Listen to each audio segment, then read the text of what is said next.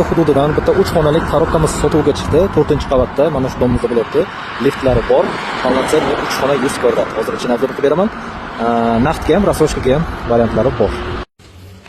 Kirganimizda koridorimiz, o'ng qo'limizda katta общий sanuzel, razdельный qilsa bo'ladi. Va bu yerda katta hol bo'lyapti. Как hol ishlatsangiz ham bo'ladi. Полноценный 3 xona. Bu yerda bitta kattalar yotoqxonasi. Bu yerda mehmonxona. Полноценный bezgulxo'y ham xonalar deraza mavjud. Va bolalar uchun bitta yotoqxona. Приблизительно eniga 3 ga uzunligi 4 metr bo'lyapti.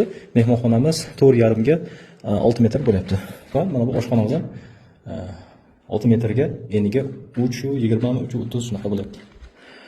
Holi ham где-то 5,5 ga 3,5 bo'lyapti. Mana bu kattalar yotoqxonasi ham 3,30 ga uzunligi bu ham где-то 5,5 bo'lyapti.